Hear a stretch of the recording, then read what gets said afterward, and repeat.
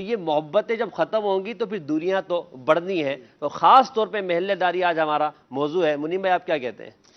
جی محسن بھائی، اس حوالے سے عرض یہ ہے کہ دیکھیں ہمارا اسلام ایک ایسا کامل و اکمل و مکمل اور پیارا دین ہے. ایسا پیارا دین ہے کہ جس نے پڑوسی تو پڑوسی جانوروں کے حقوق کو بھی بیان کیا اللہ ہے. اکبر. یعنی رشتہ دار اپنی جگہ، وہ سارے اپنی جگہ، ان کا تو واقعی حق بنتا ہے، لیکن پڑوسیوں کے حقوق کو بیان کیا، جانوروں کے حقوق کو بیان کیا. لیکن بات چونکہ پڑوسیوں کی چل رہی ہے تو اس حوالے سے عرض کرتا چلوں کہ احادیث مبارکہ میں 20 احادیث ایسی ہیں جس میں پڑوسی کے حقوق بیان کیے گئے ہیں. اور شعب الایمان کی ایک حدیث پاک ہے، آقا علیہ السلام نے ارشاد فرمایا، اے میرے صحابہ کیا تم جانتے ہو پڑوس کا حق کیا ہے؟ صحابہ کرام نے عرض کیا آقا بتائیں. تو آقا علیہ السلام نے ارشاد فرمایا، جب تمہارا پڑوسی بیمار ہو جائے تو اس کی عیادت کے لیے جاؤ، اگر اس کو کوئی مصیبت پہنچے تو تعزیت کے لیے جاؤ، اگر وہ تم سے قرض مانگے تو اس کو قرض دو، اگر وہ محتاج ہو جائے تو اس کی ہیلپ کرو. اس سے آگے والے جو جملے ہیں نا، وہ محسن بھائی ایسے جملے ہیں کہ بندہ اگر ان پر غور کرے نا، پتہ چلتا ہے کہ اسلام نے پڑوسی کو کتنا بڑا مقام عطا فرمایا ہے. آگے ایک جملہ آتا ہے، اس کا میں خلاصہ عرض کر رہا ہوں. آقا علیہ السلام نے ارشاد فرمایا، اپنی ہانڈی سے اپنے پڑوسی کو تکلیف نہ دو. اللہ اکبر. غور کیجئے، اگر اللہ تبارک و تعالیٰ نے آپ کو پیسہ دیا ہے، مال دیا ہے، تکلیف ایسے کہ جیسے ہانڈی سے تو خوشبو آئے گی تو بندہ جو ہے وہ اسی کی طرف آ رہا ہوں، خوشگوار موضوع اس کا بن جائے گا نا، ماحول خوشبو آ رہی ہے. جی اسی کی طرف آ رہا تھا کہ دیکھیں کہ اگر اپنی ہانڈی سے، اپنے گھر کے بنائے ہوئے گوشت سے اپنے پڑوسی کو تکلیف نہ دو. اگر تمہارے پاس پیسہ ہے، مال ہے، اس کی شرح بیان کر رہا ہوں، اگر اللہ تبارک و تعالیٰ نے تم کو دیا ہے تو تھوڑا وافر مقدار کے اندر بنا لیا جائے اور ساتھ والے پڑوسی کو بھی کچھ دے دیا جائے تاکہ وہ بھی اس کو کھا سکے. اور یعنی اس کو کھا سکے، یعنی ایسا نہ ہو کہ تم نے جو ہے وہ گوشت بنا لیا اور ساتھ والے پڑوسی کے گھر میں بھی خوشبو چلی گئی اور وہ بیچارہ مزدور ہے. یہ یعنی میں اپنی طرف سے ایک شرح کر رہا ہوں. وہ اچھا کھانا نہیں بنا سکتا، ہاں وہ اچھا کھانا نہیں بنا سکتا، یا اس کے پاس پیسہ نہیں ہے اتنا کہ وہ یعنی اتنا مہنگا کھانا لا سکے. بچے خواہش کرتے تھے، بچے تو بچے ہی ہوتے ہیں. بلکہ میں نے پڑھا ایک جگہ پر غالباً یہ تھا کہ جب تم اپنے گھر میں کوئی پھل لاؤ اور تمہاری یہ طاقت نہ ہو کہ تم اپنے پڑوسیوں کو دے سکو تو اسے چھپا کر لاؤ کہ پڑوسیوں کے بچے نہ دیکھ سکیں. ہاں، اور ہو سکتا ہے بچے باہر چلے جائیں پھل اٹھا کر اور پڑوسیوں کے بچے دیکھ لیں اور وہ بھی کہہ دیں کہ بابا ہم نے بھی پھل کھانے ہیں، اور وہ بیچارہ جو ہے وہ غریب ہو، استطاعت نہ ہو تو وہ کہاں سے لائے گا. یہاں ایک بات ضروری ہے کہ یہاں جو ترغیب دی گئی وہ یہ ہے کہ تمہاری طاقت نہیں ہے اس لیے تم ایسا کرو. یہاں معاذ اللہ بخل نہیں کرنا.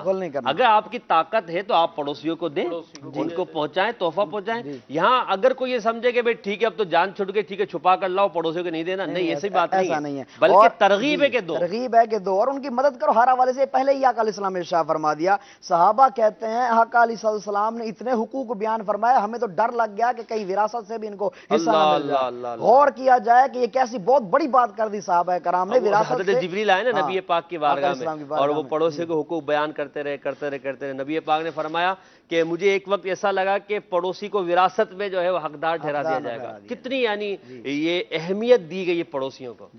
ہمارے اکابرین نے واقعی ان پر عمل کر کے دکھایا ہے. ایک بزرگ کے بارے میں آتا ہے، وہ تو پڑوس کے 40 گھروں تک جو ہے وہ تحائف بھیجا کرتے تھے، ان کی ہیلپ کیا کرتے تھے، مدد کیا کرتے تھے. اور آج ہم دیکھ رہے ہیں کہ اپنے ساتھ والے گھر کا پتہ نہیں ہوتا، اور ادھر جو ہے ہم جو ہے وہ پتہ نہیں کتنے کھانے بناتے ہیں، اس کے بعد کھانا ضائع بھی کر دیا جاتا ہے. پڑوسی کی تعریف پہ جو ہے یہ 40 گھر بیان بھی کیے گئے، 40 گھر دائیں، 40 گھر بائیں، 40 گھر آگے، 40 گھر پیچھے. ہمیں 40 فٹ کا نہیں پتا حضور، آپ 40 گھر کی بات کریں. اگر ہمارے گھر کی لمبائی چوڑائی اگر 40 فٹ ہے تو اس کے بعد والے کا ہمیں نہیں پتا، آپ 40 گھر کی بات کریں. آقا علیہ السلام نے صحابہ کو حکم دیا تھا. صدیق اکبر، حضرت عمر، حضرت علی المرتضیٰ جیسے جلیل القدر صحابہ مسجد کے دروازے پر کھڑے ہو کر زور زور سے چیخ چیخ کر اعلان کر رہے تھے کہ لوگوں 40 گھر تمہارے پڑوس میں داخل ہیں. اللہ اکبر. غور کیجئے کہ ہمارے اسلام نے پڑوسی کو کتنے حقوق عطا فرمایا. آج بندہ خود غور کر لے. میں تو یہ سوچ رہا ہوں عموماً ہمارے ہاں ایک گلی میں 24 گھر ہوتے ہیں جو عموماً جو کوارٹر بنے ہوتے ہیں، 24 گھر ہوتے ہیں. جہاں بنگلے بنے ہوتے ہیں تو وہاں ایک گلی میں شاید جو 10 گھر ہوتے ہوں گے.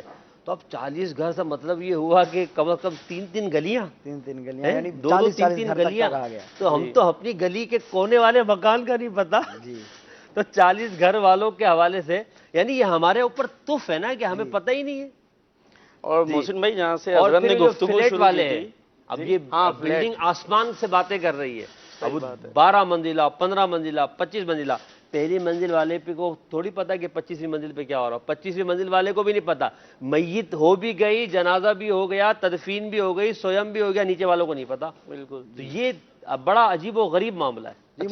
بات جو شروع ہوئی تھی اس میں ایک چیز کے ساتھ بیٹھا ہو نا اور وہ بندہ تکلیف دے رہا ہو تو بندہ اٹھ کے چلا جاتا ہے، چلو بھی جان چھوٹ گئی، یہاں سے اٹھ کے چلا گیا۔ اب جو بندہ ساتھ مکان والا ہی تکلیف دے رہا ہے، مکان تبدیل کرنا تو ہر ایک کے بس کا روز نہیں ہے، بات نہیں، صحیح یہ بڑا مرحلہ ہوتا ہے، تو بندے کو چاہیے اپنے پڑوسی کا خیال رکھے، اس کو تکلیف نہ دے۔ کیا فرما رہے تھے آپ؟ حضرت نے جو بات شروع کی تھی کہ اسلام نے تو جانوروں تک کے حقوق بیان کیے، پڑوسی تو پھر پڑوسی ہے۔ مجھے ایک روایت کا خلاصہ یاد آ رہا تھا کہ ایک مرتبہ حضرت عائشہ صدیقہ رضی اللہ تعالی عنہ موجود ہے اور پڑوسی کی بکری گھر میں آ گئی اور اس نے وہاں کوئی روٹی موجود ہوگی، اسے منہ سے اٹھا لیا، تو آپ رضی اللہ تعالی عنہ نے اس کے منہ سے اسے چھین لیا کہ بھئی یہ روٹی ہے، یہ اٹھا رہی ہے، چھین لیا۔ تو آقا علیہ الصلوۃ والسلام نے اس سے بھی منع فرمایا کہ یہ پڑوسی کے حقوق میں شامل ہے کہ بکری کس کی ہے؟ پڑوسی کی ہے، اس کے ساتھ حسن سلوک کرو۔ اگر ایک بکری ایک روٹی کھا جاتی ہے تو کوئی اتنا بڑا نقصان نہیں ہونے والا، تو اس بکری کے ساتھ جو پڑوسی کی بکری ہے اس کے ساتھ بھی حسن سلوک کا جو ہے وہ تعلیم دی گئی۔ حضرت ام سلمہ کی، ام سلمہ رضی اللہ ام سلمہ اب رضی یہاں اللہ تعالیٰ پڑوسی کی بکری کو نبی پاک فرما رہے ہیں کہ اگر روٹی کھا گئی ہو تو اسے روکو نہیں، اس سے جو ہے وہ بکری آئی تھی محلے کی، ان کے گھر کے اندر اس نے ایک روٹی کا ٹکڑا اٹھا لیا تو انہوں نے ان کے جبڑے سے چھین لیا۔ آقا علیہ السلام نے فرمایا کہ اس کے جبڑے سے روٹی کا یہ ٹکڑا چھیننا تمہیں امان نہ دے گا، کہ ایک پڑوسی کی کسی چیز کو تکلیف دینا ایسے ہی ہے جیسے پڑوسی کو تکلیف دی۔ اللہ وہ لے سکتے کہ پڑوسی کے بچے جو ہے کھیل لیں، ان کی بیچاروں کی بال وغیرہ گھر میں آ گئی، اب جناب وہ بال ہی ضبط ہو جائے گی، ضبط کرنے کی اجازت ملے گی، ضبط کی اجازت، اور پھر اس کے بعد وہ جی لڑنا بھڑنا اور وہ بڑی مسائل شروع ہو سمجھانا جاتے ہیں۔ چاہیے کہ بھئی وہ جو انداز ہے وہ اختیار کرے، مگر ہاں ہوتا ہمارے یہاں بول آ گئی تو اسے لے لیا، کوئی اور چیز سے لڑائی جھگڑا بڑا شروع ہو جاتا ہے۔ یہ ضبط کرنے کی تو شریعت میں اجازت نہیں ہے۔